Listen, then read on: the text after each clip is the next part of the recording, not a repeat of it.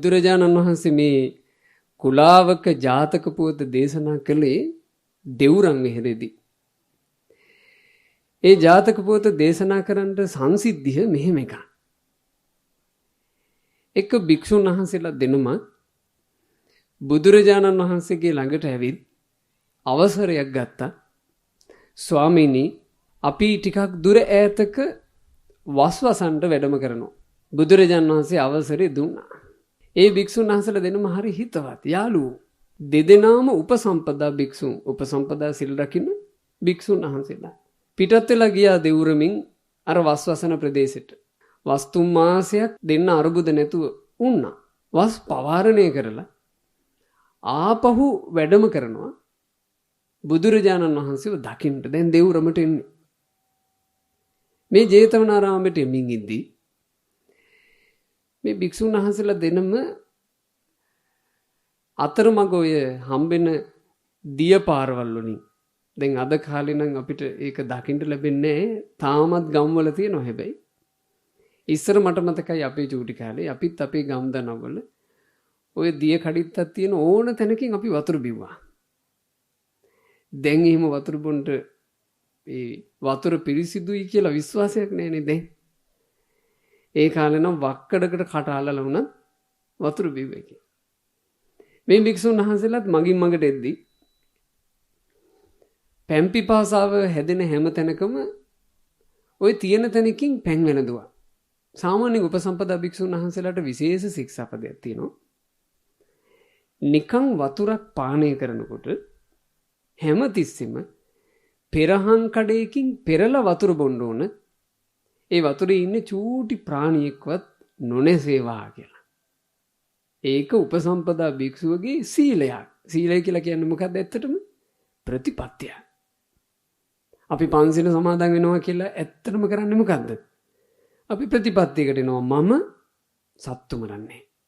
මේ ලෝකේ අනිත් මිනිස්සු ඔක්කොමලා සත්තු මරුවත් මම සත්තු මරන්නේ. ප්‍රතිපත්තිය. මං අන්සතු දෙයක් හොරකම් කරන්නේ. ප්‍රතිපත්තිය. මම වැරදි කාමසේවනයක් සල්ලාරකමක් කරන්නේ. ප්‍රතිපත්තිය. මම මගේ කටින් කොච්චර වචන කතා කළා බොරු කියන්නේ. ප්‍රතිපත්තිය. මම මත්ද්‍රව්‍ය මත් වතුර පාවිච්චි කරන තරම් බෙලහීනෙක් වෙන්නේ. ප්‍රතිපත්තිය. ඒ වගේ උපසම්පදා භික්ෂුන් වහන්සේලාට ප්‍රකෘති ප්‍රතිපත්ති තියෙනවා. ප්‍රකෘති සීල තියෙනවා 227ක්. ඒ 227 ඇතුලේ තියෙනවා ඔය ශික්ෂාපද. ප්‍රාණීන් රහිත ජලය වළඳනවා කියලා භික්ෂුව හික්මෙන්න ඕන. මේ ස්වාමීන් වහන්සේලා දෙනමකින් එක නමකට තමයි පෙරහන් කඩයක් තිබ්බේ. අනිත් ස්වාමීන් වහන්සේ එනකොට පෙරහන් කඩේ දාලා ඇවිල්ලා. අමතක වෙන ලෙඩක් තියෙන සංසනමාර. පෙරහන් කඩේ දාලා ඇවිල්ලා. හැබැයි යාළුවනේ යාළුකම හිතවත්කම නිසා පැන් වළඳන හැම තැනකදීම යාළුවගේ පෙරහන් කඩෙන් පෙරාගෙන පැන් වළඳනවා. මගදී මේ දෙනම ඔය මොකක් හරි පොඩි මත ගැටෙන එකට තරහ වුණා. දැන් දෙන්න තරහයි එකට යනවා. හැබැයි තරහයි. පිපාසය ආවා. පැන් කඩਿੱත්තක් තිබ්බ තැනකින් පෙරහන් කඩේ තියෙන ස්වාමීන් වහන්සේ පෙරලා වතුර වැළඳුවා. අර ස්වාමීන් වහන්සේ බලාගෙන හිටියා. දැන් පෙරහන් කඩේ මිරිකලා දාගන්න ලැහැත්ති. අර ස්වාමීන් වහන්සේ කිව්වා මටත් තිබයි. තරහ නිසා අනික් ස්වාමීන් කිව්වා දෙන්නේ මගේ පෙරහන් කඩේ. තරහ වෙලා. අර ස්වාමීන් වහන්සේ පිපාසයේ උහුලන් වැඩම කළා. තව ටිකක් දුරක් යද්දී ආයේ දී කඩਿੱත්තක් හම්බුණා. තරහ නිසා අනික් ස්වාමීන් වහන්සේ පිපාසාව නැතුවත් පෙරහන් කඩෙන් පෙරලා තමන් වැළඳුවා. අර ස්වාමීන් වහන්සේ බලන් ඉන්නවා. දෙන්නේ පෙරහන් කඩේ. 3-4 තැනකට මේ පෙරහන් කඩේ නොදීම අර ස්වාමීන් වහන්සේ වතුර වැළඳුවා. දැන් බලන් ඉන්න ස්වාමීන් වහන්සේට පිපාසයේ උහුල ගන්න බැරුව අමාරුයි. එක තැනකට ආවා. අනික් ස්වාමීන් වහන්සේ පෙරහන් කඩේ දෙන්නේ නැහනේ. පෙරන් නැතුවම පැන් වැළඳුවා. එතනින් එහාට පෙරන් නැතුවම පැන් වළඳ ඕන්න දෙවුරමට වැඩම කළා. බුදුරජාණන් වහන්සේගේ ඉස්සරහට ඇවිත් වාඩි වුණා. භාග්‍යතුන් වහන්සේ අහනවා හොඳින් වස්තුන් මාසේ ගත කළාද? එහෙමයි ස්වාමීනි හොඳින් ගත කළා. දෙන්න එන ගමන් හොඳින් සමගියෙන් ආවද? දැන් ඇහුවා. මේ වචනේ අහපු ගමන් ආයෙ නොකිය ඉන්න බෑ.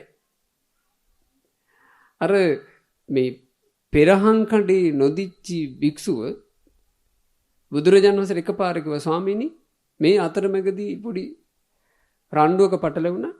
අතරමැදදී අපි දෙන්න තරහ වුණා. පෙරහන් කඩේ නැතුව හිටපු ස්වාමීන් වහන්සේ බුදුරජාණන් වහන්සේට වැඳලා කිව්වා ස්වාමීනි මේ උන්වහන්සේ මට ඒ රණ්ඩුවෙන් පස්සේ ස්වාමීනි පැන් වළඳින්න පෙරහන් කඩේ දුන්නේ නේ. බලන්න බුදු කෙනෙකුටත් විසඳන්න වෙලා තියෙන ඒවා මොන්ටිසෝරි වගේ.